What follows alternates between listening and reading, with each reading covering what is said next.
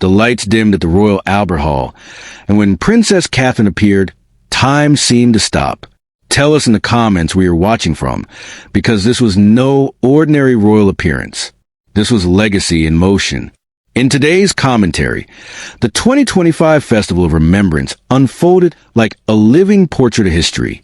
Inside the Royal Albert Hall, every seat was filled with reverence, for sacrifice, for memory, for tradition.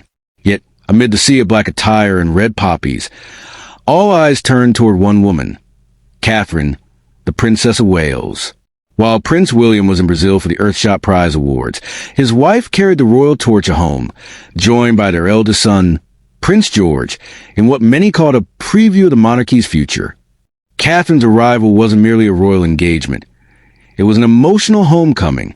This year's ceremony marked 80 years since the end of World War II, and the princess' every gesture, every accessory, every smile seemed meticulously designed to bridge the monarchy's past and its promise. "She's the embodiment of grace, a true student of the late Queen," whispered one attendee. But you haven't heard the most moving part yet. Catherine stepped into the spotlight wearing an Alessandra Rich inverse lace and Micardo-trimmed crepe dress, black, elegant, and timeless. The crisp white collar, the peplum silhouette.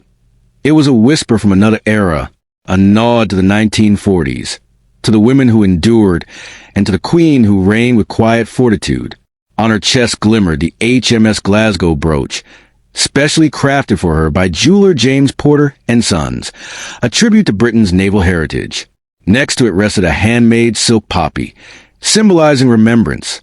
But what truly broke hearts were the pearl drop earrings, once worn by Queen Elizabeth II herself. The moment the camera zoomed in, you could hear the murmurs online.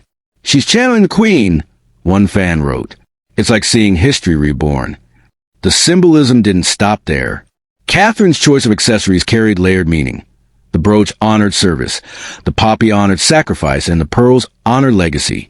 Each detail stitched together the fabric of royal memory, elegant, understated, powerful. It was like watching Crown come to life. Only this time, no script, no director, just authenticity glowing under the spotlight. As the night unfolded, King Charles and Queen Camilla looked on from their seats, visibly moved. Catherine's composure was flawless, poised yet profoundly human. In that moment, she wasn't just a royal figure. She was a daughter-in-law paying tribute to monarch who shaped her path, and a mother showing her son what duty truly means. And that's when the emotional climax hit. As the orchestra played, "I vow to thee, my country," the cameras caught Catherine bowing her head, her eyes glistening. It was subtle, but unmistakable. "For the Queen," someone whispered in the crowd. Online, the footage exploded.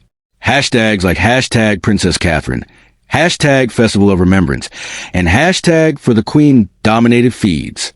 Within hours, clips of her entrance surpassed 15 million views across social platforms. Fans praised her for her quiet strength and unmatched grace, calling her the true heir to Queen Elizabeth's spirit. By the end of the night, it was clear this wasn't just fashion or ceremony or pageantry. This was a coronation of character. Catherine's presence reminded the nation what monarchy can still mean. Dignity without drama, devotion without spectacle, compassion without cameras. In a world obsessed with noise, Princess Catherine spoke the loudest through silence, elegance, and remembrance. If you thought that was breathtaking, hit subscribe and drop a comment below. What did you think of Catherine's tribute? Wait till you see what happened when King Charles whispered something to Prince George during the ceremony. It melted the nation's heart.